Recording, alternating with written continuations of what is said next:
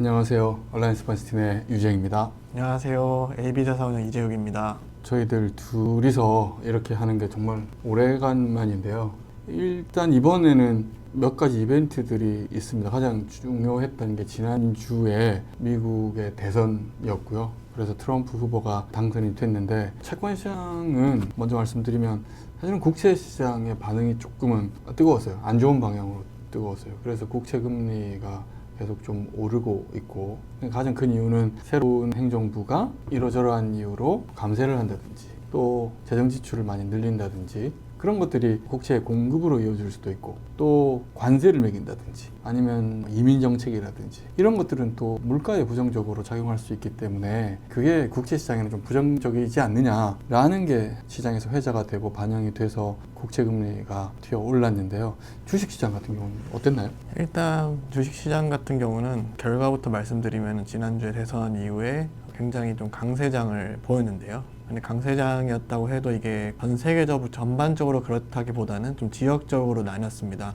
잘 아시는 것처럼 이제 트럼프 차기 행정부가 공약으로 내세웠던 것들 중에 많은 부분이 Make America Great Again 이라는 문구가 있듯이 이제 미국 기업들의 이제 환경을 좀 개선시키는 그런 공약들이 많았는데요. 그만큼 이번에 이제 트럼프 전 대통령이 당선이 되면서 특히나 이 미국 시장이 큰 강세를 보였습니다. 한편 이제 아까 말씀해주신 관세나 여러 가지 안보, 특히 이제 유럽 지역의 안보 문제 이런 부분들이 우려로 제기가 되면서 상대적으로 주요 신흥국이나 유럽의 주식시장은 부진했습니다. 특히나 이런 트럼프 새 정부의 정책들이 아무래도 미국의 내수에 조금 더 긍정적인 영향이 있을 것으로 예상이 되니까 그동안 좀 부진했던 미국의 중소형주들이 굉장히 좀 강세를 보였던 그런 모습이 있었습니다. 사실 이 맥락에서 채권 시장도 조금 이제 한 발 더 들어가 보면은요, 제가 국채 금리가 올랐다라고 말씀을 드렸는데, 거기서 조금 더 말씀을 드리면 사실 국채 금리가 선거 전후에 올랐다기보다 10월에 더 많이 올랐어요. 11월 선거 전후에서는 우려에 비해서는 뭐 거의 오른 게 없는데요. 첫 번째가 FOMC에서 금리를 내려버렸어요. 정치적인 이슈와 무관하게 금리를 25bp 내린 게 국시장에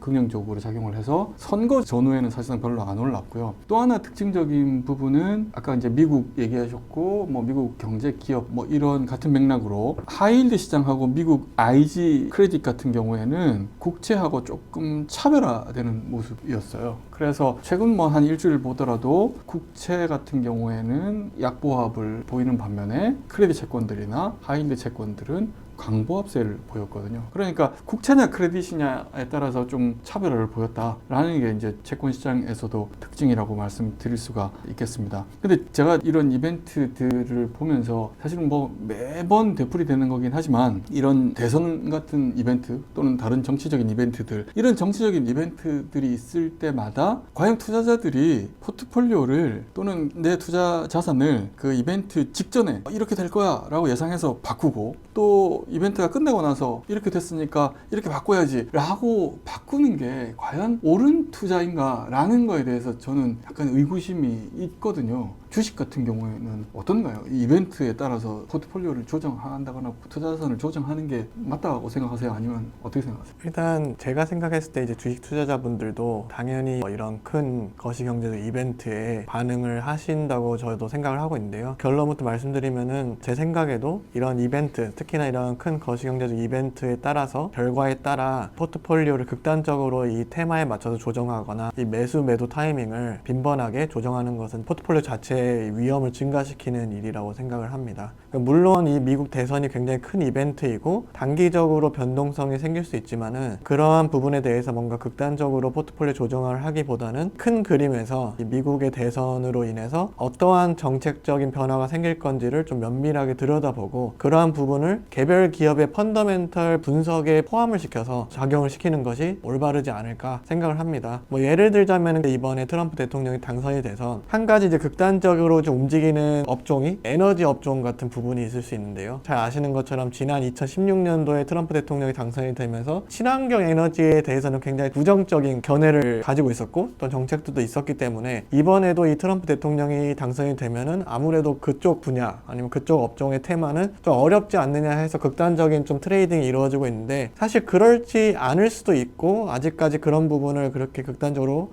반영하기에는 좀 이르다라고 좀 저는 생각을 하고 있습니다. 한 한 가지 예이지만 최근에 미국에 있는 여러 주에서 친환경 관련된 여러 가지 프로젝트들이 진행이 되고 있는데 그러한 프로젝트들이 실제로 이 공화당이 주도를 하고 있는 그런 주에서도 많이 이루어지고 있고 그럼으로 인해서 이제 일자리도 많이 만들어지고 이러한 부분들이 있기 때문에 사실 투자자들 우려하는 것만큼 뭔가 극단적으로 그런 정책들이 변하지 않을 수도 있다라는 점이 한 가지 예라고 저는 생각을 하고 있습니다. 단기적인 변동성을 일으키는 요인이 될 수는 있지만 네. 사실 중장기적으로는 그 이벤트 하나에 너무 민감하게 반응하는 게 오히려 더 나쁜 결과를 가져올 수도 있잖아요. 맞습니다. 그러면 같은 맥락에서 마지막으로 투자자들이, 주식 투자자들이 지금 선거가 일주일 정도 지난 이 시점에서 어떻게 투자를 하는 게 바람직할 건가 혹시 뭐 말씀드릴 수 있을까요? 지금 굉장히 또 미국 시장이 강한 상승세를 보이고 있는데요. 사실 이 대선 전과 크게 제 의견은 다르지 않다고 생각을 합니다. 대선으로 인한 단기적인 변동성도 있었고 하지만 아직까지 이 대선 이외에 여러 가지 불확실성이 시장에 있습니다. 잘 아시는 것처럼 유럽이나 아니면 중동의 이런 여러 가지 지정학적 이슈들 여전히 뭐 경기 둔화에 대한 우려도 아직 존재하기 때문에 이런 상황에서는 여러 가지 변동성에 좀 대비할 수 있는 그런 주식 전략이 좀 맞을 걸로 예상을 하고 있고요. 그리고 말씀드린 것처럼 이 대선의 결과에 치우쳐서 결정을 하기보다는 기존에 있는 포트폴리오 전략을 유지를 하면서 중장기적으로 이제 변화될 수 있는 정책을 조금씩 반영을 해서 천천히 변화를 주더라도 하는 편이 좀 더 현명한 투자 방법이 되지 않을까 생각을 하고 있습니다. 채권 쪽은 혹시 어떻게 생각하세요? 저는 채권 투자자 같은 경우에는 물론 10월부터 금리가 국채 금리가 특히 금리가 올라서 불안해하시는 분도 계시고 어떻게 해야 되지 고민하시는 분들도 계실 텐데 두 가지를 기억하시면 될 것 같아요. 첫 번째로는 연준이 금리를 계속 내릴 것이다. 그래서 지난주에도 금리를 내렸지만 앞으로도 금리를 내릴 가능성이 열려 있다. 왜냐하면 저희들이 이제 지난번에 만든 유튜브 컨텐츠를 보시면 그때도 말씀을 드렸지만 지금 연준이 금리를 내리는 이유가 경기가 너무 나빠져서 선제적으로 금리를 내린다?